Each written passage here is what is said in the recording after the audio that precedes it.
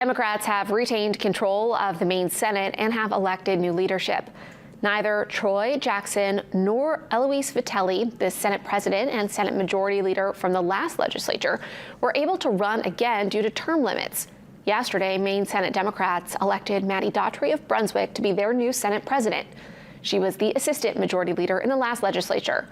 Senator Teresa Pierce of Falmouth and Senator Jill Doosan of Portland were chosen to serve as Senate Majority Leader and Assistant Majority Leader.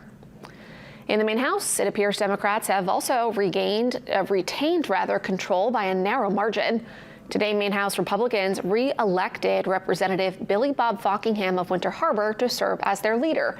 Representative Katrina Smith of Palermo was elected Assistant Republican Leader. Fockingham's re-election comes after Maine House Republicans gained at least 5 seats with several pending recounts. And over in the Senate, Republicans re-elected Trey Stewart of Aroostook as Senate Republican leader. Stewart was elected this week to his 3rd term. In the Maine Senate, Senator Matthew Harrington of York was elected as Assistant Senate Republican leader.